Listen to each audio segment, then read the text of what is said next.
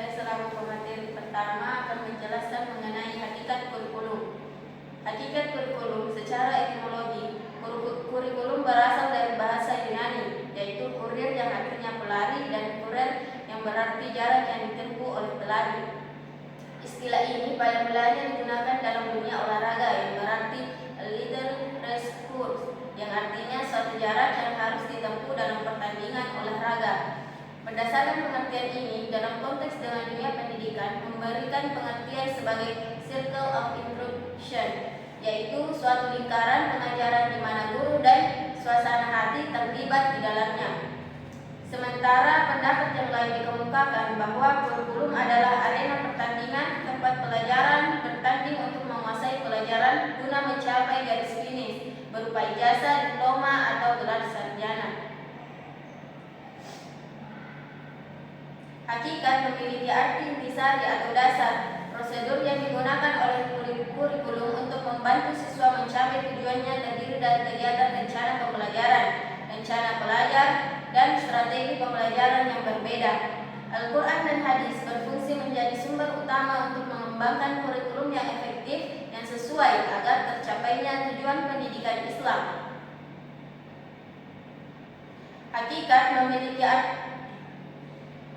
Hakikat kurikulum menjadi suatu kemampuan bersama bahwa tidak lengkap kiranya apabila dengan memperbincangkan sesuatu kemudian menegasikan aspek definisi atau pengertiannya. Maka untuk memahami hakikat kurikulum diawali dengan pengertian terkait kurikulum itu sendiri.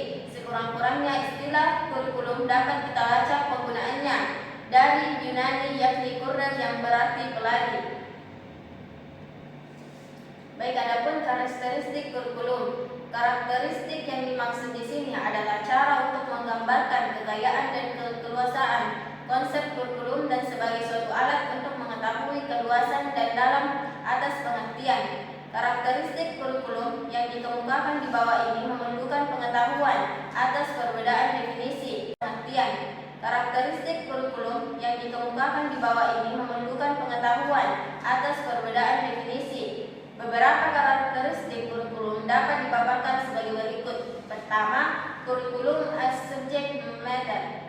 Kurikulum sebagai bahan belajar atau subject matter adalah menggambarkan kurikulum yang paling tradisional, yang menggambarkan suatu kurikulum sebagai kombinasi bahwa untuk membentuk kerangka isi, konten untuk diajarkan. Yang kedua yaitu kurikulum as experience, yaitu suatu gambaran melihat kurikulum sebagai seperangkat pengalaman-pengalaman. Yang ketiga, kurikulum as intention, yaitu usaha-usaha awal untuk mengarah pada perencanaan kurikulum, memperlihatkan bahwa para pendidik membuat suatu strategi yang sengaja melalui wacana-wacana tujuan untuk sasaran. Yang keempat, kurikulum as culture reproduction. Salah satu karakteristik kurikulum yang menerima dukungan adalah pendapatan yang menyatakan bahwa kurikulum harus merefleksikan suatu budaya masyarakat tertentu. Adapun yang terakhir yaitu kurikulum as kurer, yaitu karakteristik kurikulum yang berkembang akhir-akhir ini ialah karakteristik sebagai suatu proses daripada pemberian pengertian secara terus-menerus ke arah yang lebih berarti. Kurikulum sebagai kurer berasal dari bahasa Latin, mungkin diinterpretasikan bukan sebagai course tetapi sebagai running on the race. Hal ini menekankan terhadap kapasitas individu untuk berpartisipasi dan mengkonsep kembali pengalaman hidup seseorang. Esensinya, karakteristik ini menekankan pada perspektif pengalaman dan akibat terdapat kurikulum adalah interpretasi terhadap pengalaman hidup. Mungkin itu yang saya sampaikan, saya kembalikan ke moderator. Baik, itulah tadi pemaparan materi dari presentasi pertama. Selanjutnya saya akan membawakan materi kedua, yaitu dimensi-dimensi kurikulum.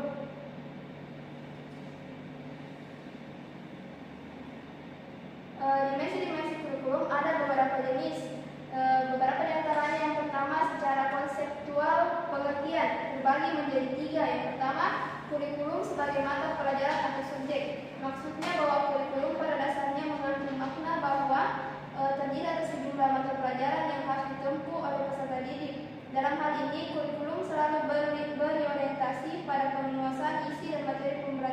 sebagai sasaran akhir proses pendidikan. Isi atau materi pelajaran yang harus dikuasai siswa pada hakikatnya merupakan ilmu pengetahuan yang terkait dengan setiap mata pelajarannya. Yang kedua, kurikulum sebagai pengalaman belajar. Maksudnya di sini tidak dibatasi hanya sebagai sejumlah mata pelajaran saja, tetapi mencakup semua pengalaman belajar yang dialami oleh siswa yang memenuhi perkembangan pribadinya. Kurikulum tidak hanya dibatasi pada kegiatan di dalam kelas saja, tetapi mencakup juga pada kegiatan-kegiatan yang dilakukan oleh siswa di luar kelas. Yang terakhir, kurikulum sebagai program atau rencana pembelajaran. Maksudnya bahwa memenuhi perkembangan pribadinya. Kurikulum tidak hanya dibatasi pada kegiatan di dalam kelas saja, tetapi mencakup juga pada kegiatan-kegiatan yang dilakukan oleh siswa di luar kelas. Yang terakhir, kurikulum sebagai program atau rencana pembelajaran. Maksudnya bahwa kurikulum tersebut merupakan suatu program atau rencana pembelajaran yang dimana nampaknya menjembatani pandangan mengenai pengertian kurikulum yang terlalu sempit dan pengertian yang terlalu luas. Kemudian ada juga menurut Ibrahim 2006, yang pertama kurikulum sebagai substansi, yang mana pada dimensi ini kurikulum dipandang sebagai suatu rencana kegiatan belajar siswa di sekolah atau sebagai suatu perangkat dari tujuan yang ingin dicapai. Suatu kurikulum juga dapat menunjuk pada satu dokumen yang berisi rumusan tentang tujuan, bahan ajar, kegiatan belajar mengajar, jadwal dan evaluasi. Kemudian yang kedua, kurikulum sebagai sistem.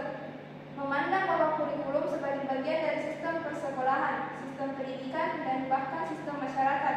Suatu sistem kurikulum mencakup struktur personalia, prosedur kerja, bagaimana cara menyusun kurikulum, melaksanakan, mengevaluasi, dan menyempurnakannya.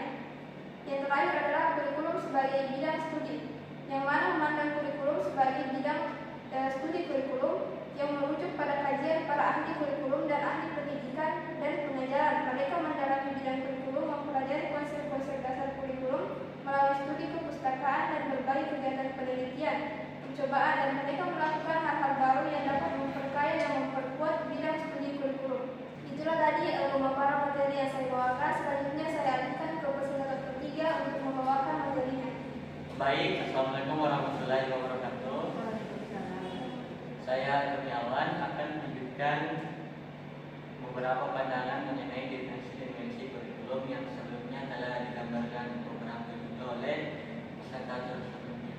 Di mana di sini ada pandangan dari dua tokoh, yakni yang pertama ada S. Hamid Hasan, di mana pada tahun 1988 dia berpendapat bahwa ada 4 dimensi kurikulum yang saling berhubungan.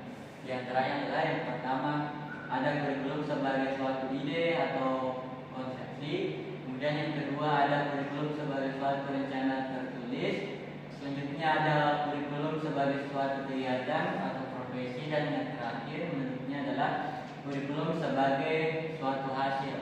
Nah, itu pandangan yang pertama dari S. Hamid Hasan. Kemudian selanjutnya di mana di sini juga ada pandangan dari tokoh-tokoh, yakni Nana S.Y. Nah, Nana S.Y. ini bernama lengkap Nana S.Y. Sukmadianata. Jadi pada tahun 2005, di mana dia meninjau bahwasanya kurikulum dari 3 dimensi. Nah, yang pertama kurikulum sebagai ilmu, kemudian kurikulum sebagai sistem, dan yang terakhir adalah kurikulum sebagai rencana. Nah, jadi ada beberapa macam dari kurikulum atau dimensi dalam hal ini telah dijelaskan oleh saya. Selanjutnya saya alihkan kepada Bella. Baik, itulah tadi pemaparan dari materi ketiga. Jadi itulah tadi pemaparan materi dari kelompok kami. Kemudian kurangnya mohon dimaafkan. Wabillahi taufiq wal hidayah. Wassalamualaikum warahmatullahi wabarakatuh. Mari bergabung dengan program studi pendidikan agama Islam Fakultas Tarbiyah Institut Agama Islam Negeri Parepare. Salam.